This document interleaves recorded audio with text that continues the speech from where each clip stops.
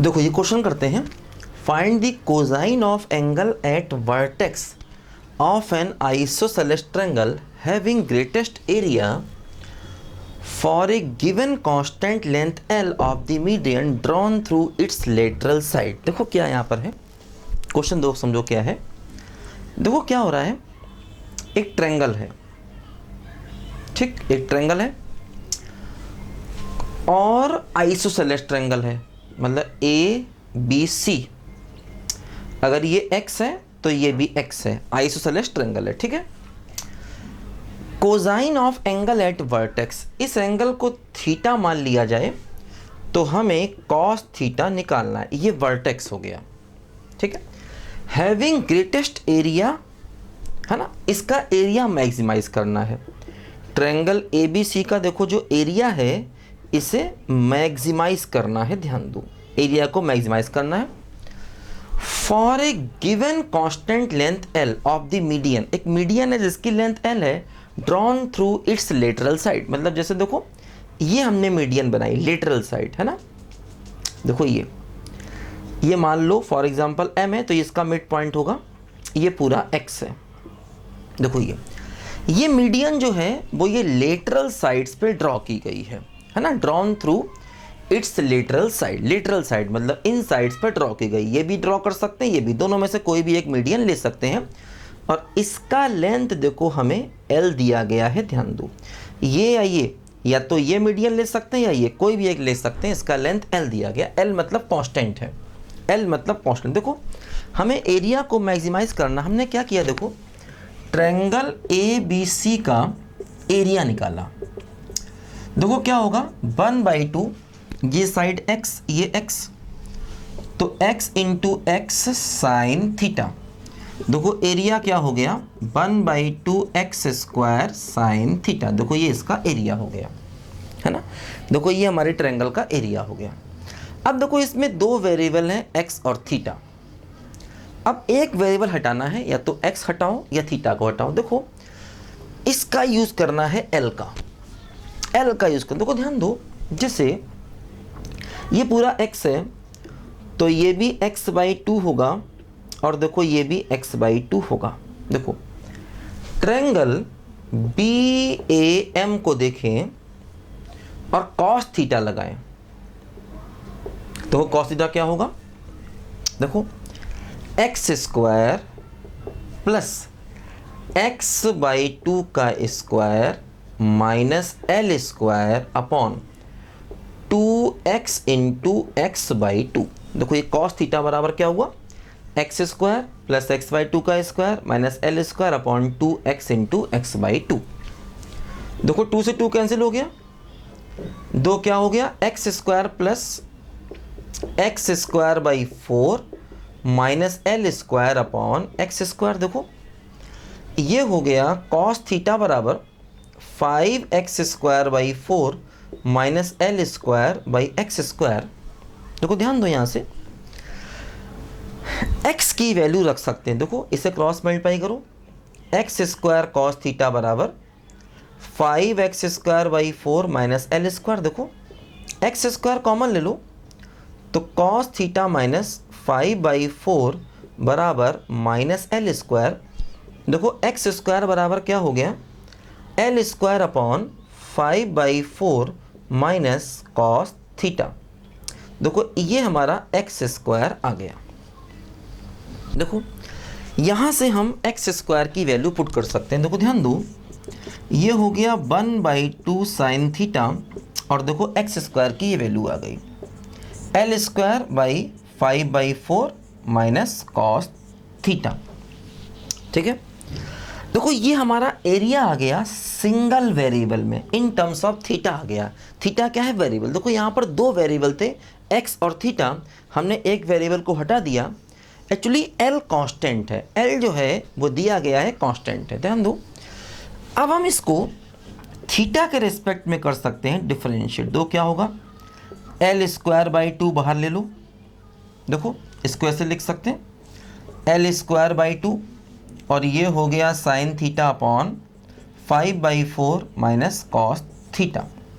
देखो क्या हो गया, डिनोमिनेटर इंटू न्यूमरेटर का differentiation minus numerator into denominator का डिफरेंशिएशन, तो प्लस का साइन थीटा हो जाएगा, है ना।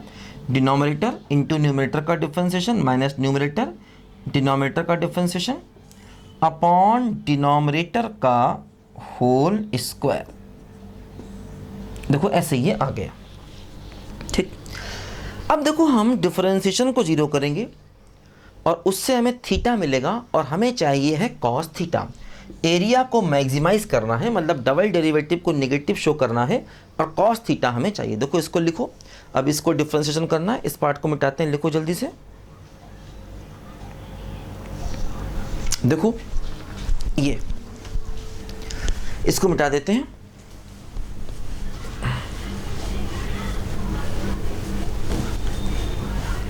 देखो यहां से हम लोग D A by D theta को जीरो कर देते हैं। देखो ये पूरा टर्म जीरो, तो क्या बचेगा, देखो एल स्क्वायर बाई टू। देखो यहां पर क्या है, ये है 5/4 minus cos theta into cos theta minus sine square theta divide by 5/4 minus cos theta का होल स्क्वायर बराबर जीरो। देखो ये सब मल्टीप्लाई होकर जीरो, ये डिवाइड होकर जीरो, देखो क्या बचेगा, सिर्फ बचेगा 5/4 cos theta minus cos square theta minus sine square theta बराबर जीरो। ये इससे मल्टीप्लाई इससे, है ना, ये सबको जीरो हो जाएगा, ये क्रॉस मल्टीप्लाई हो जाएगा, ये डिवाइड हो जाएगा। देखो ध्यान दो, 5/4 cos theta minus cos square theta, sine square को लिखेंगे 1 माइनस कॉस स्क्वायर थीटा बराबर जीरो। देखो ये हो गया 5/4 cos theta minus cos square theta, है ना, और -1 प्लस कॉस स्क्वायर थीटा बराबर जीरो। देखो ये कैंसिल हो जाएगा, तो कॉस थीटा क्या हो जाएगा, देखो 5/4 कॉस थीटा बराबर 1, तो कॉस थीटा क्या हो जाएगा 4/5, ठीक। अब हमें डबल डेरिवेटिव को और शो करना होगा कि डबल डेरिवेटिव नेगेटिव है, या फर्स्ट डेरिवेटिव टेस्ट से भी कर सकते हैं। देखो जैसे जो हमारा फर्स्ट डेरिवेटिव है ना, फर्स्ट डेरिवेटिव देखो क्या है, वो थोड़ा इसको सिंप्लीफाई करें। देखो फर्स्ट डेरिवेटिव, देखो नीचे तो होल स्क्वायर है, देखो ये है एल स्क्वायर बाई टू, देखो नीचे क्या है, देखो ऐसे करके है ये एल स्क्वायर बाई टू, और देखो है 5/4 माइनस कॉस थीटा का होल स्क्वायर। देखो फर्स्ट डेरिवेटिव है ना, ये अपना देखो यहाँ से फर्स्ट डेरिवेटिव हमें चाहिए, देखो ठीक है। अब देखो इसको थोड़ा सिंप्लीफाई करते हैं। देखो ये कुल मिला करके ऐसे बना, ये बना 5/4 कॉस थीटा माइनस 1, देखो ये ऐसे बना, ठीक है।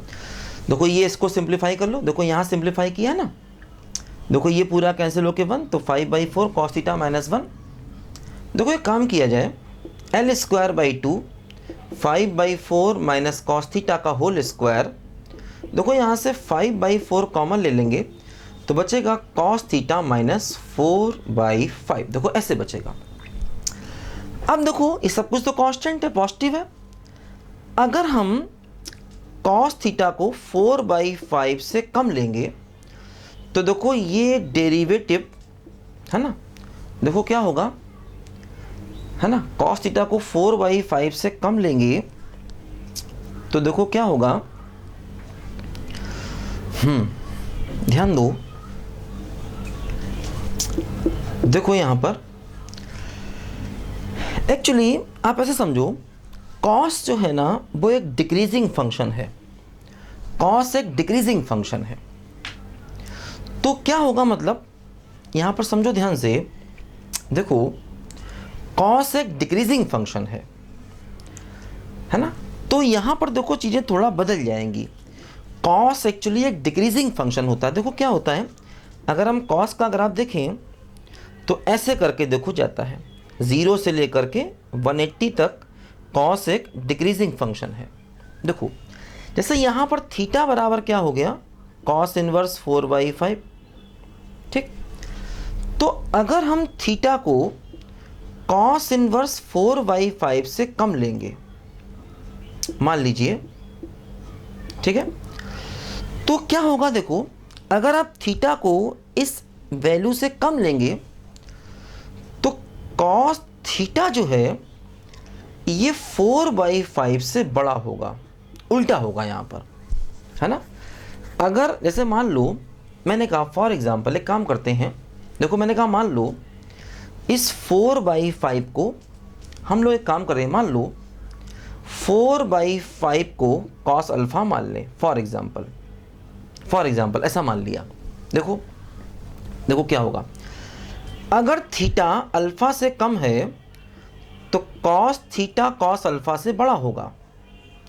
मतलब अगर अल्फ़ा के पीछे जाओगे, देखो जैसे जैसे एंगल कम होगा वैल्यू ज़्यादा होगी। देखो यहाँ पर वैल्यू कम हो रही है, डिक्रीज़ हो रहा है।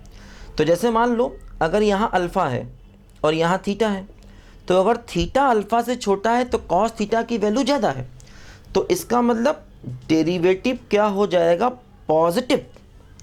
देखो अगर थीटा छोटा है अल्फ़ा बड़ा है तो कॉस थीटा की वैल्यू ज़्यादा होगी कॉस अल्फ़ा से, तो ये डेरिवेटिव पॉजिटिव। और अगर थीटा अल्फ़ा से बड़ा, मान लो थीटा अल्फ़ा के आगे आ गया, तो ऐसे केस में कॉस थीटा कॉस अल्फ़ा से छोटा हो गया, और कॉस थीटा कॉस अल्फ़ा से छोटा हो गया तो इसका मतलब अब ये डिफरेंशिएशन नेगेटिव हो गया।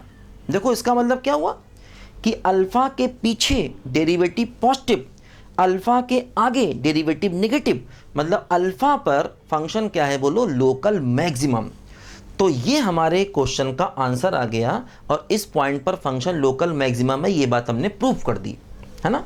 क्योंकि देखो अगर हम इसको कॉस अल्फ़ा मान लें तो अगर थीटा अल्फ़ा से छोटा होगा तो कॉस थीटा इस टर्म से बड़ा, कॉस थीटा कॉस अल्फ़ा से बड़ा, मतलब कॉस थीटा इस वैल्यू से बड़ा, क्योंकि इसको हमने कॉस अल्फ़ा मान लिया।